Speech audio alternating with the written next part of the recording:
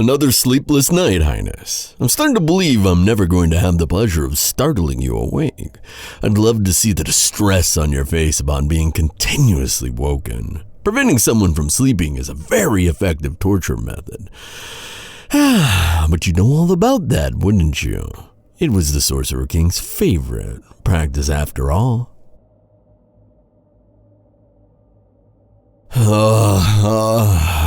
Silence yet again. You wound me, Highness.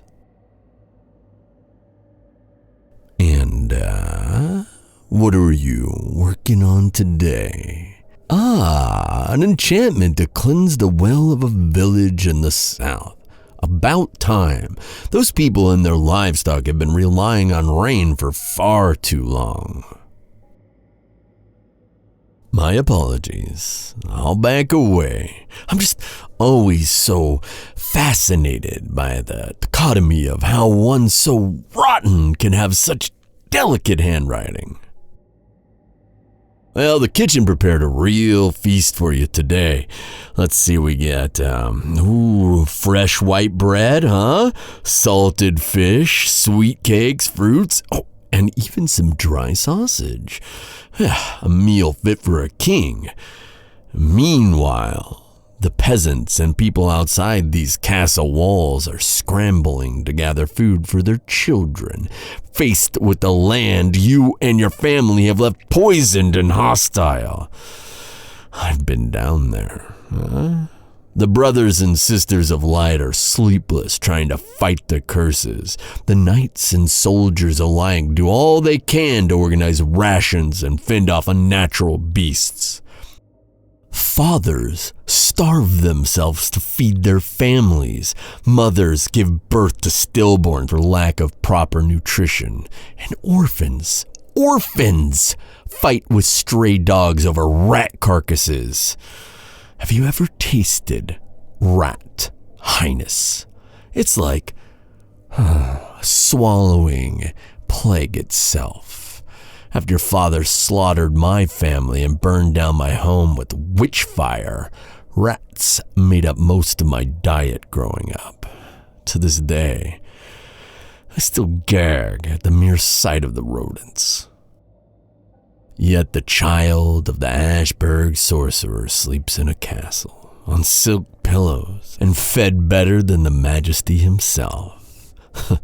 If the people had the strength, we'd likely have riots on our hands demanding you be burned at the stake.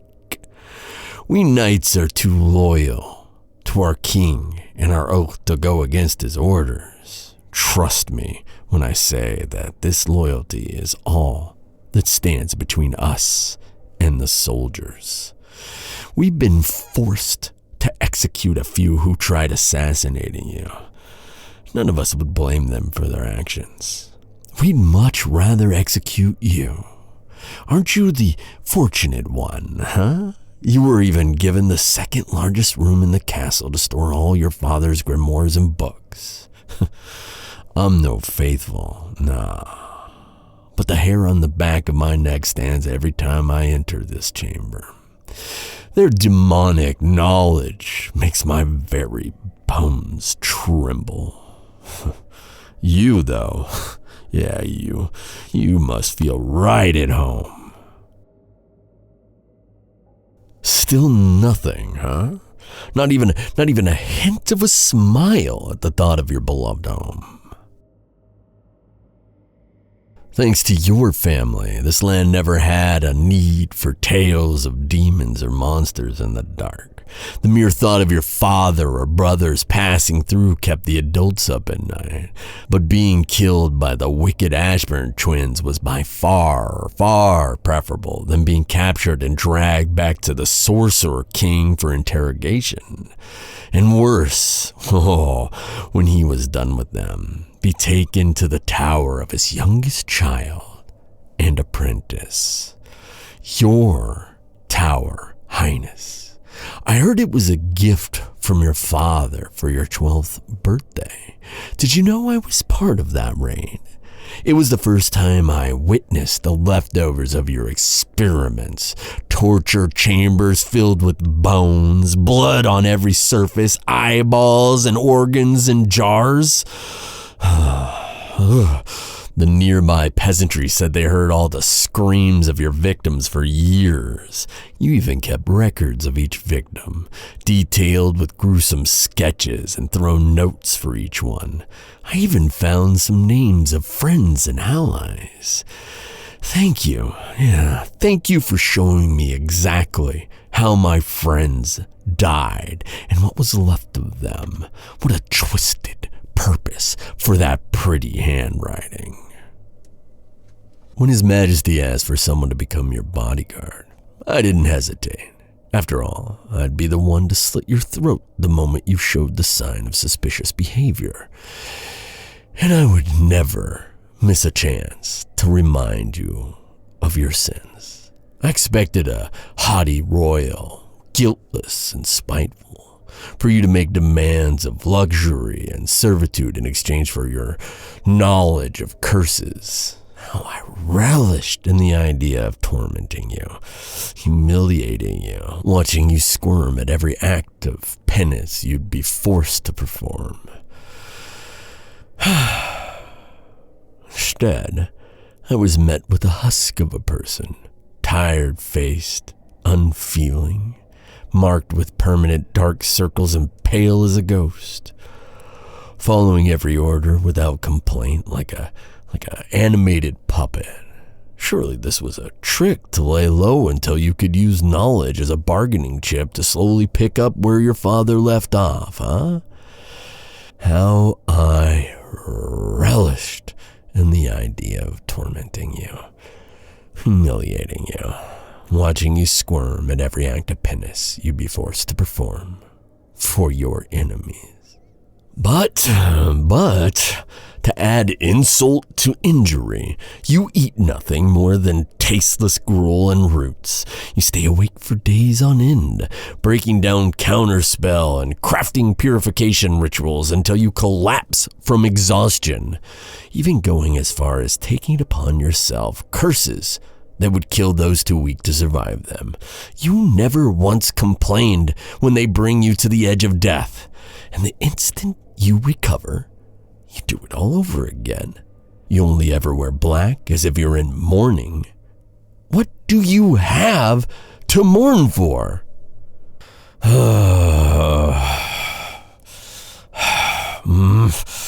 I shared my frustrations with His Majesty, asked him in no uncertain terms why he allowed you such comfort, and he told me a story. After he slew your father and took his crown, you were brought before him to answer for your crimes. You remained silent and scornful, as one expected. Then one of the castle's slaves rushed in, stopping the blade meant for your neck. Seems I have your attention now. The boy fell to his knees, begging His Majesty to spare you, professing your innocence. You screamed at him to stop before he could say any more. The cursed mark around his neck activated, and blood spewed from every part of him.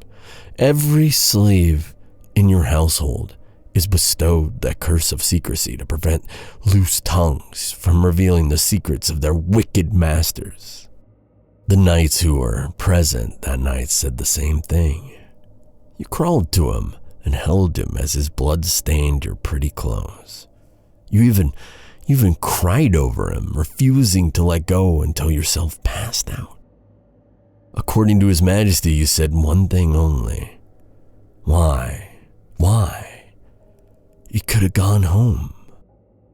I could not believe my ears. The cursed apprentice of an Edinburgh sorcerer who shares his blood trick and sick designs would cry for another? Absurd. Your brothers were known to take many pets for their sadistic amusement and desires. Was the boy a favored one of yours, perhaps? Did he do tricks for you? Fed you sticks? Or maybe he warmed your bed at night? So you are capable of anger. Good. Anger never lies. Stop? I will not stop, Highness. Not until you answer me. Why was a mere slave more worthy of your tears than your own blood? Why? More than hundreds of innocents you've tortured and killed in your tower. Speak!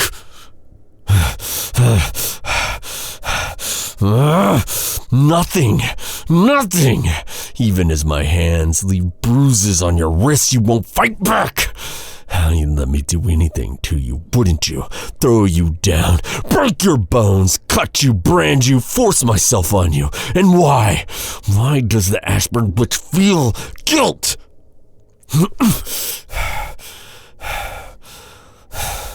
Look at me.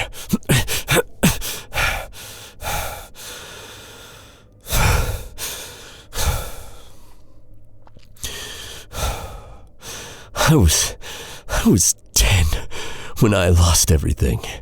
I heard the goddess call upon me, promising me vengeance for my pain, justice for my dead kin. I'm finally here, closer than ever to what I'm owed. Anger, raw and all-consuming, and you're crying? Crying for another, no less. I know tears. I've seen many throughout the years. Despair, horror, fear, anger, guilt, suffering. The latter I've seen the most. And why are you suffering? You don't flinch at the sight of curses or gore. You don't react to the slightest insult. You accept any order. So why does the mere mention of that boy sadden you? Stop begging. Stop. It doesn't suit you. Had you not spoken, you'd been executed then and there alongside your wretched kin. And he'd lived finally free of your father's tyranny, free to return to his parents. Yet he gave it all for you. Well, have you nothing left to say? If against all I believe in all my instincts, you are innocent, why won't you speak up?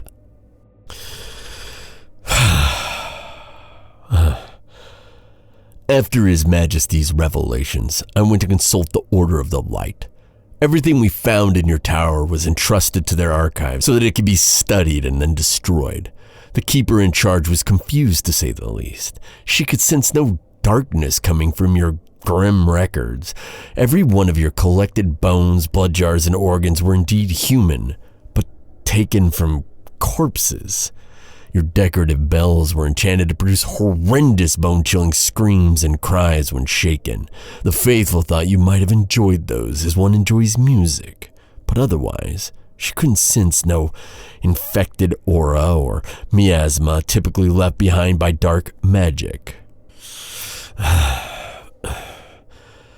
This is the book the boy brought with him to defend you.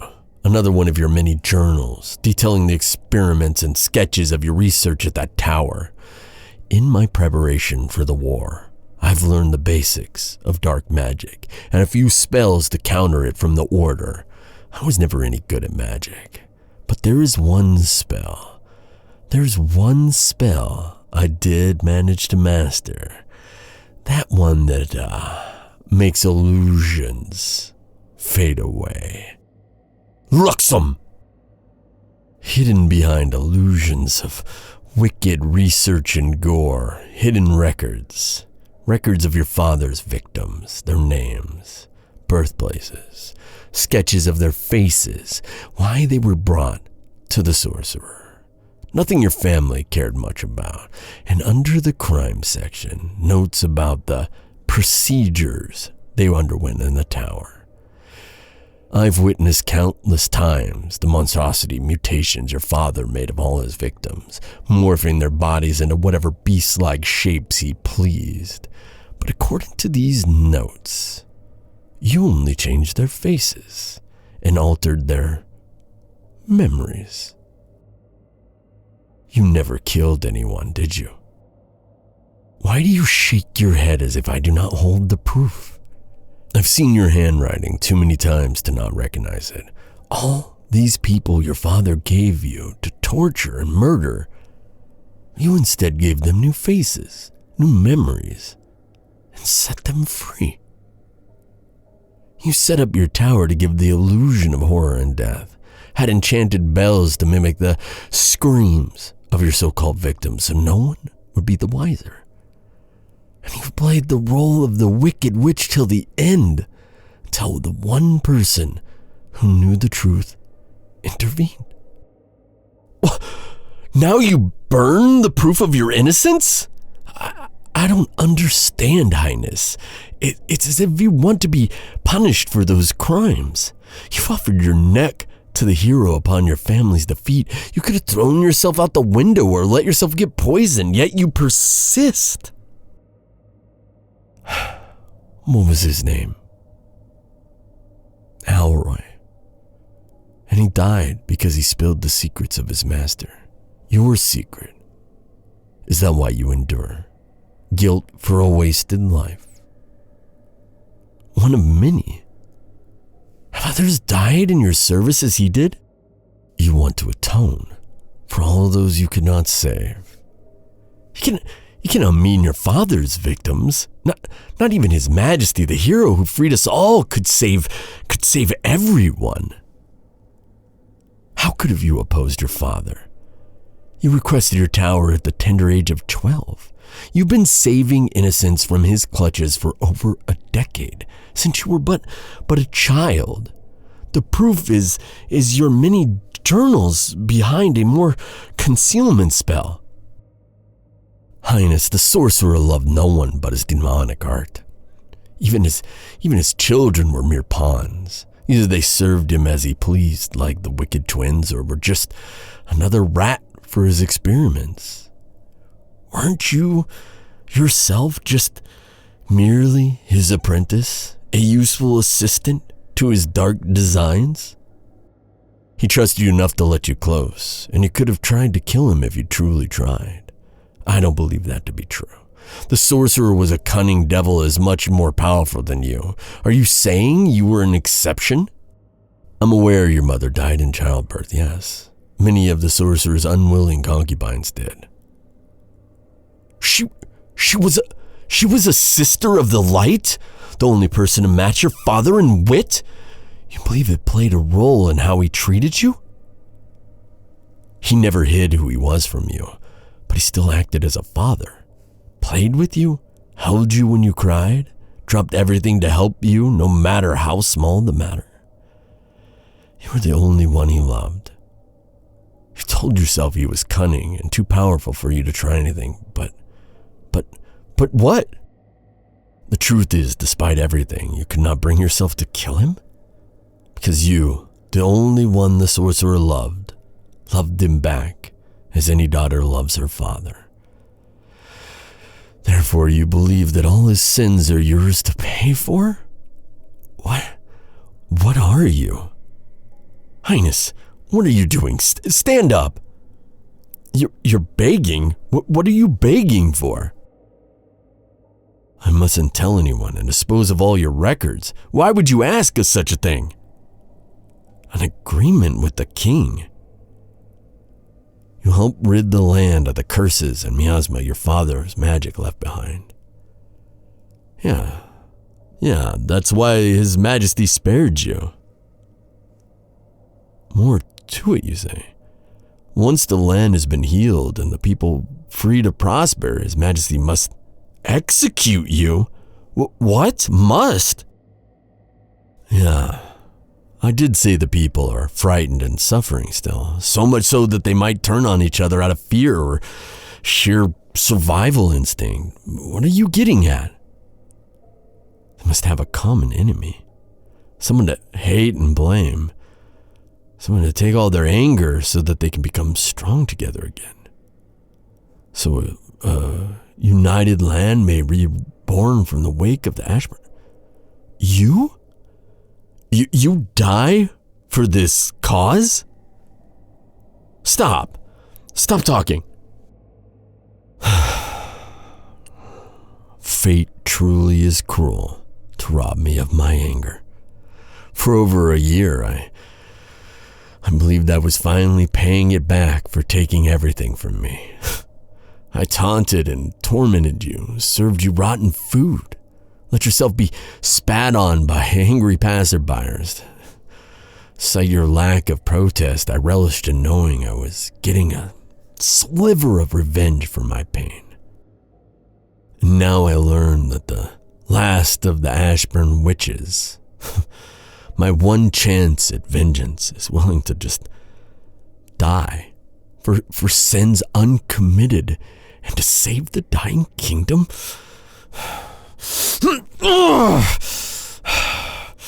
Where does my anger go now, Mother of Light? Is this all to show me what I've become? A failure of a man who torments the innocent as my enemy did? What? What did you say? You could erase my memory, make me forget what I've learned?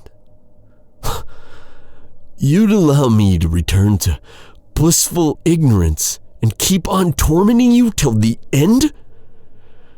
It'd be better for both of us? No! Enough! Spare me your kindness.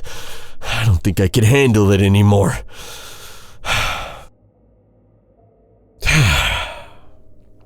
Okay.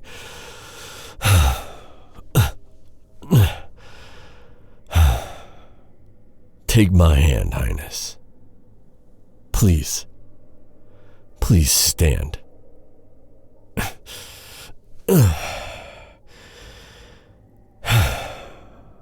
How many know of this arrangement? His Majesty, as well as 3 knights and the Sister of Light who were present that night. I see. I suppose that makes 6 of us now. Yes, Highness. I will keep your secret, and I will help you erase all proof of your goodness in this world. And let it despise you. I will guard you until you rid this land of its rot, no matter how long it takes. And for my own atonement, I will remain by your side always. And I will shield you from harm, and I will be your sanctuary, for when your burden becomes too heavy, I will be a witness to the kindness you sacrifice this world will never know about. And if it pleases the goddess, I will be by your side until the very end. I care not what others will think. Let them believe me to be bewitched or mad. My orders are to protect you and your work, after all. If you, the Ashburn Higher, can endure such a penance, then I will endure mine. A friend. Yes, Highness. If you will allow it, I will be your friend. Here. Take this. Dry your tears and eat while the food is still warm. Please, no more restricting yourself. You need all your strength. Huh? Oh, it's nothing. I'm only noticing now how lovely your eyes are. If only I'd cared to look for the soul within them. Would you care for a cup of wine? After all this, I think we both deserve a drink. Very well, Highness. I'll be sure to ask the kitchen for the cheapest one. I will return shortly, Highness.